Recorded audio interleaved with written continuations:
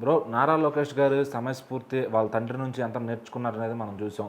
అయితే సంక్షోభంలో కూడా ఆయన ఏదో ఒకటి వెతికి తీసుకొస్తారు అనేది అందరూ మాట్లాడుకుంటున్నారు.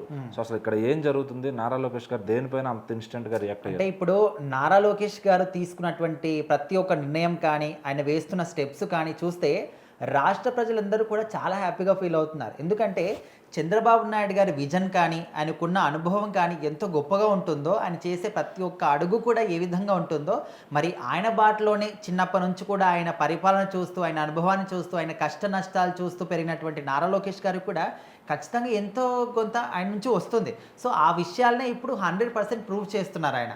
అయితే కర్ణాటక ప్రభుత్వం బెంగళూరు ఎయిర్పోర్ట్కి దగ్గరలో ఏరోస్పేస్ పార్క్ని నిర్మించాలనుకున్నారు. అది కూడా 1700 ఎకరాల్లో. సో అయితే అక్కడ ఎకరాలకు 1700 ఎకరాలకు సంబంధించి భూములు ఏవైతే ఉంటాయో, ఇంకా ప్రజలు మాత్రం మేమైతే భూములు ఇవ్వము, మా భూములు మావే అని చెప్పేసి ప్రభుత్వం మీదకి తిరగబడుతున్నారు. సో అప్పుడు ఏం చేశారు, ప్రజెంట్ అయితే తాత్కాలికంగా కర్ణాటక గవర్నమెంట్ అనేది ఈ యొక్క ఏరోస్పేస్ నిర్మాణం అనేది తాత్కాలికంగా ఆపేశారు. సో ఇక్కడ సంక్షోభాల్లో అవకాశాలు వెతుక్కోవాలి, మనము సంక్షోభ పడకుండా దాని నుంచి ఏ విధంగా అభివృద్ధి చెందాలనే విషయాన్ని ఎప్పటికి కూడా చంద్రబాబు నాయుడు గారు నారా లోకేష్ గారికి చెప్తూ ఉంటారు. సో ప్రజెంట్ నారా లోకేష్ గారు కూడా అదే నిరూపిస్తున్నారనమాట.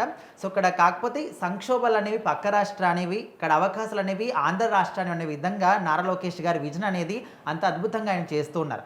అయితే ఇక్కడ కర్ణాటక ప్రజలు ఏదైతే ఏరోస్పేస్ పార్క్కి తీసుకున్నటువంటి భూముల మీద వాళ్ళు వ్యతిరేకత చేస్తున్నారో, మా భూములు మేము ఎవరికి ఇవ్వము ఖచ్చితంగాని ప్రభుత్వం మీద తిరగబడ్డారు. సో ఇక్కడ నారా లోకేష్ గారు ఏం చేస్తున్నారంటే, అనంతపురానికి దగ్గరలో మీ బెంగళూరు ఇంటర్నేషనల్ ఎయిర్పోర్ట్కి కూడా ఇంకా తక్కువ దూరంలోనే, చాలా తక్కువ దగ్గరలో ఉంటుంది. మీరు 1700 ఎకరాల కోసం అక్కడ ఫైట్ చేస్తున్నారు కదా, మా రాష్ట్రంలో మీకు 8000 ఎకరాలకు దగ్గరలో మంచి భూమిని మీకు చూపిస్తాము. అది కూడా బెంగళూరు ఇంటర్నేషనల్ ఎయిర్పోర్ట్కి చాలా దగ్గరలో ఉంటుంది.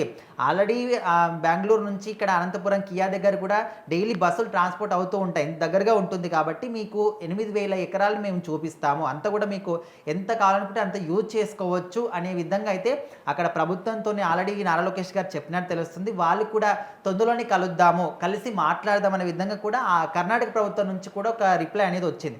సో దీన్ని చూసినప్పుడు ఖచ్చితంగా ఏరోస్పేస్ పార్క్ అనేది ఇక్కడ నిర్మిస్తే చాలా మంది కూడా ఉపాధి దొరుకుతుంది, రాష్ట్రం అభివృద్ధికి తోడ్పడుతుంది, ట్రాన్స్పోర్టేషన్ పెరుగుతుంది, చాలా ఉద్యోగ అవకాశాలు దొరుకుతాయి. చాలామందికి ఐటీ వాళ్ళకి కావచ్చు, లేకపోతే కంప్యూటర్ నాలెడ్జ్ ఉన్న వాళ్ళకి కావచ్చు, క్లీనింగ్ చేసే వాళ్ళకి కావచ్చు, ప్రతి ఒక్క ప్రొఫెషన్లో కూడా పార్క్లో ఉపాధి కలుగుతుంది అని ఒక చాలా ఆలోచన అనమాట. దీని వెనకాల చాలా ఆలోచన ఉంది.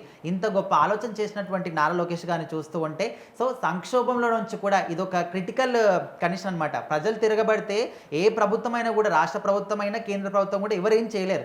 సో అలాంటిది ప్రజలకు ఎలాంటి నష్టం కాకుండా ప్రభుత్వానికి లాభం, అంటే ఆ ప్రభుత్వానికి కర్ణాటకకి లాభం ఉంటుంది, ఆంధ్ర ప్రభుత్వానికి లాభం ఉంటుందని ఆలోచించి సో ఇంత మంచి ఆలోచన ఆయన చేశాడు. సో మరి తొందరలోనే దీనికి ఒక ఒప్పందానికి వచ్చే అవకాశం కూడా కనిపిస్తుంది. మరి నారా లోకేష్ గారిని చూసి వాళ్ళ నాన్నగారు లాగే మంచి అభివృద్ధిగా ఇంకా ముందుకెళ్ళాలనే విధంగా కూడా తన ఫ్యాన్స్ కావచ్చు, రాష్ట్ర ప్రజలందరూ కూడా కోరుకుంటున్నారు.